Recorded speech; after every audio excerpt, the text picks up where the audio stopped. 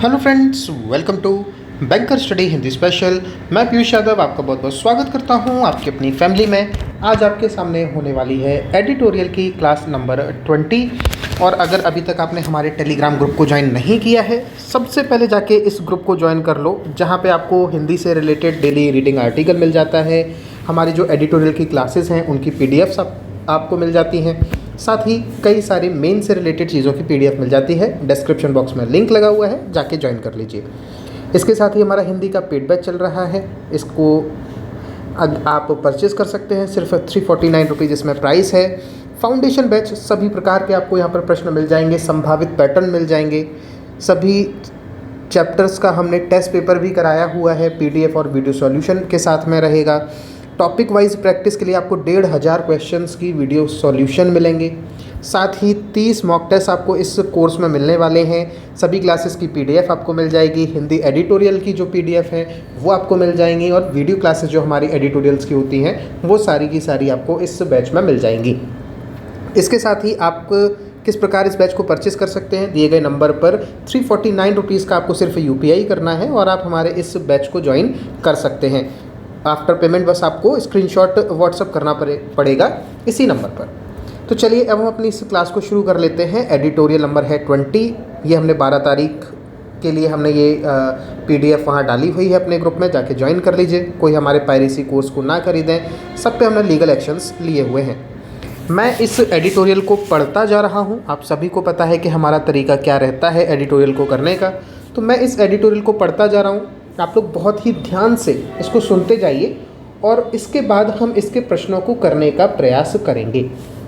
देखिए आपके सामने क्या कहा जा रहा है कि मछली पकड़ने पर 61 दिनों के सालाना प्रतिबंध के बाद पाक खाड़ी सहित भारत के पूर्वी तट पर मछली पकड़ने की गतिविधियां फिर से शुरू होने की वजह से श्रीलंका नौसेना के नाविक की मौत हो गई है। क्या कहा जा रहा है कि सालाना जो 61 दिनों का मछली पकड़ने पर जो सालाना प्रतिबंध लगता है, उसके बाद, यानी कि वो प्रतिबंध अब खत्म हो गया होगा, 61 दिनों का प्रतिबंध पूरा हो गया, उसके बाद पाक खाड़ी सहित भारत का जो पूर्वी तट है वहाँ पे मछली पकड़ने की गतिविधियाँ फिर से शुरू हो गई हैं, जिस वजह से श्रीलंका नौसेना का एक नाविक की मौत हो गई है।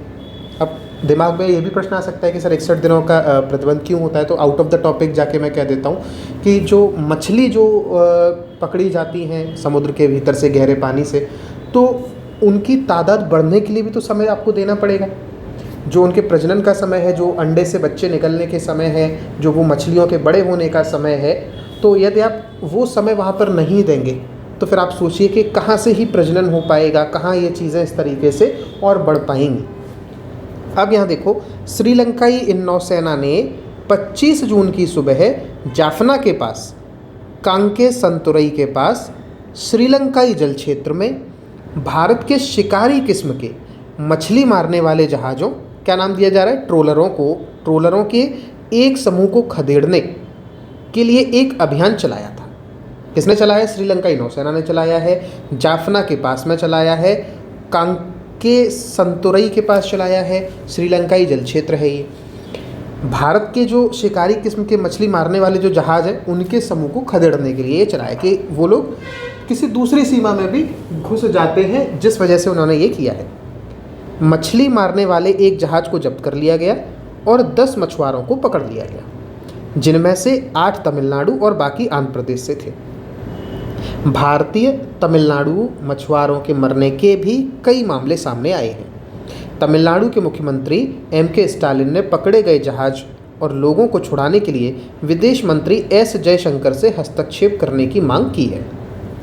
गुरुवार को मुख्यमंत्री को भेजे गए अपने जवाब में श्री जयशंकर ने कहा कि भारतीय उच्चायोग न्यायिक हिरासत में बंद 34 मछुआरों और सजा काट रहे 6 अन्य मछुआरों की शीघ्र रिहाई की मांग कर रहा है। यानी कि 6 मछुआरे उनमें से ऐसे हैं जो सजा काट रहे हैं, यानी उनकी जो सुनवाई पूरी हो चुकी होगी, और 34 ऐसे हैं जो न्यायिक हिरासत में। यह दोनों देशों के लिए बातचीत की प्रक्रिया को फिर से बहाल करने का एक मौका है, खास तौर पर मछली पालन से जुड़े विवाद को निपटाने की खातिर। मछली पालन से जुड़ा विवाद 1974 और 76 में दोनों देशों के बीच की समुद्री सीमा रेखाओं के सीमांकन के द्विपक्षीय समझौते के मद्देनज़र गंभीर हो गया। यानी कि उन दोनों के बीच में कुछ भी समझौते हुए होंगे द्विपक्षीय और सीमा को लेकर विवाद रहता है, तो उससे रिलेटेड ये जो विवाद थे वो 1974 और 76 में गंभीर हो गए। श्री स्टालिन ने श्री जयशंकर को संयुक्त कार्य समूह की बैठक बुलाने की याद दिलाकर अच्छा किया है, जो आखिरी बार आभासी माध्यम से, यानी कि एक्चुअल में नहीं हुआ था, आभासी माध्यम से 2 साल पहले आयोजित की गई थी, यानी वीडियो कॉन्फ्रेंसिंग के थ्रू की गई थी। अंतर्राष्ट्रीय समुद्री रेखा को पार करने वाले भारतीय मछुआरों की करतूतें स्पष्ट रूप से अवैध हैं, लेकिन आजीविका के अवसरों की सुरक्षा से संबंधित कारकों को समुद्री पारिस्थितिकी तंत्र इकोसिस्टम के संरक्षण के महत्व से अलग नहीं किया जा सकता। तमिलनाडु के मछुआरों द्वारा इस्तेमाल किए जा रहे बॉटम ट्रोलरों का क्रमिक प्रतिस्थापन बेहद जरूरी है, लेकिन मछुआरों को विविधीकरण, गहरे समुद्र में मछली पकड़ने, समुद्री पिंजरे में खेती, समुद्री शैवाल की खेती एवं प्रसंस्करण और समुद्री पशुपालन सी रैंचिंग के लिए तैयार करने के लिए वक्त की ज़रूरत है। केंद्र और तमिलनाडु सरकारों द्वारा क्रियान्वित की जा रही गहरे समुद्र में मछली पकड़ने की परियोजना के अनुभव इतने स्पष्ट हैं कि यह निष्कर्ष निकाला जा सकता है कि यह एक विफल कवायद है। इस परियोजना के अमल के लगभग 7 सालों के बाद केवल 61 गहरे समुद्र में मछली पकड़ने वाली नौकाएं लाभार्थियों को सौंपी गई हैं, जबकि 19 और नौकाएं निर्माणाधीन हैं। यह विवेकपूर्ण होगा अगर केंद्र सरकार इस परियोजना को एक ऐसे अखिल भारतीय कार्यक्रम के साथ जोड़े जहां गहरे समुद्र में मछली पकड़ने वाले जहाज की प्रति इकाई लागत 40 लाख रुपए हो, कम से कम इस स्तर पर भी बेहतर प्रतिक्रिया हासिल करने की खातिर। केंद्र राज्य परियोजना के तहत गहरे समुद्र में मछली पकड़ने वाले जहाज की प्रति इकाई लागत 80 लाख रुपए है। नई दिल्ली और कोलंबो उत्तरी प्रांत के मछुआरों को और भी ज़्यादा मदद करने के लिए अतिरिक्त योजनाएं तैयार कर सकते हैं, लेकिन जो बात सबसे ज़्यादा महत्वपूर्ण है वह यह है कि दोनों देशों, मछुआरा समुदाय के प्रतिनिधियों और तमिलनाडु और उत्तरी प्रांत के अधिकारियों को विवाद का समाधान निकालने के लिए जल्द ही बैठक करनी चाहिए। तो एक ऐसा आर्टिकल है जो पूरी तरह से बेस्ड है, जो अभी हाल ही में प्रतिबंध हटाया गया है, उसके बाद जो वहाँ पर गतिविधियाँ हुई हैं, जो विवाद हुए हैं, किस प्रकार उनका निपटारा होना चाहिए, उसी के ऊपर ये पूरी बातचीत यहाँ पर की जा रही है। यहाँ पे देखिए, सबसे पहला प्रश्न आपके सामने जो दिया जा रहा है वो देखो क्या कहा जा रहा है कि गद्यांश के आधार पर बताइए सर्वाधिक महत्वपूर्ण कौन सा विकल्प है। यानी कि आपको गद्यांश में आपने जो बातें पढ़ी हैं उसके आधार पे आपको ये छांटना है कि आपके सामने जो विकल्प दिए गए हैं उनमें से महत्वपूर्ण नहीं, सर्वाधिक महत्वपूर्ण यानी कि मोस्ट इम्पॉर्टेंट ऐसा कौन सी बात है जो गद्यांश में की गई है। अब यहाँ देखो जरा देखते हैं, मछली पकड़ने पर 61 दिनों के सालाना प्रतिबंध के बाद पाक खाड़ी सहित भारत के पूर्वी तट पर मछली पकड़ने की गतिविधियां फिर से शुरू होने की वजह से तो मछली पकड़ने के सालाना प्रतिबंध का हटना ये कोई बहुत महत्वपूर्ण, सर्वाधिक महत्वपूर्ण तो बात नहीं है। अब हिरासत में बंद 34 मछुआरे, ये देखते हैं कहाँ लिखा हुआ है। ये है कि इन्होंने अपने भेजे गए जवाब में कहा है जयशंकर ने कि भारतीय उच्चायोग न्यायिक हिरासत में बंद 34 मछुआरों और इनकी शीघ्र रिहाई की मांग कर रहा है।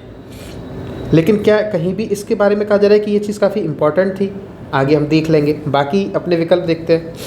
भारत श्रीलंका मछुआरा प्रतिनिधियों, तमिलनाडु आदि के अधिकारियों द्वारा विवाद के समाधान के शीघ्रातिशीघ्र बैठक करना।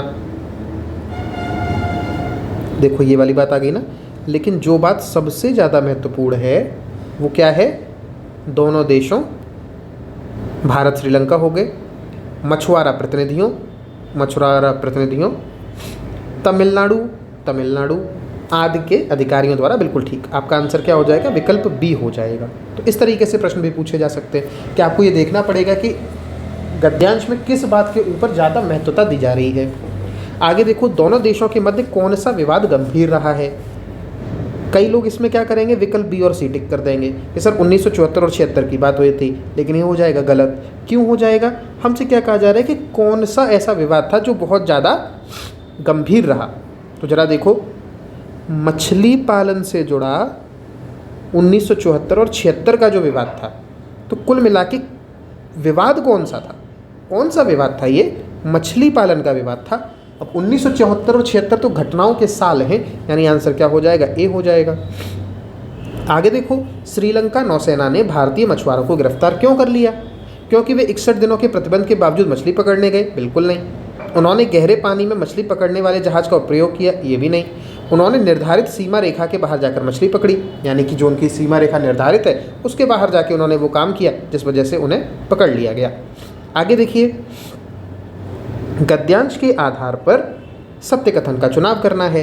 वर्तमान में गहरे पानी के जहाज़ों की प्रति इकाई की कीमत 80 लाख रुपए है। जरा देखते हैं, 80 लाख रुपए जो कीमत बताई गई है, क्या गहरे पानी की ही बताई गई है? केंद्र परियोजना के तहत गहरे समुद्र में मछली पकड़ने वाले जहाज, गहरे समुद्र में मछली पकड़ने वाले जहाज। अब ये क्या कह रहा है? गहरे पानी के जहाज, गहरे समुद्र में मछली पकड़ने वाले जहाज़ों की कीमत 80 लाख है। ऐसे ही शब्दों में हेरफेर करके घुमा दिया जाता है। और यहाँ पे हमसे क्या कहा जा रहा है? गहरे पानी के जहाज़ों का। गहरे पानी के जहाज एक बात है और गहरे पानी में मछली पकड़ने वाले जहाज दूसरी बात है। तो यहाँ पे आंसर हमारा ए तो नहीं होगा। आगे देखो, 1974 और 76 के मुद्दे का एक पक्षीय समझौता नहीं था, द्विपक्षीय था, इसलिए ये गलत हो जाएगा। आगे देखो, श्रीलंका नौसेना ने मछली मारने वाले 10 मछुआरों समेत कुल 34 मछुआरों को पकड़ लिया है? नहीं सर, वो तो पहले से गिरफ्तार कर लिया था।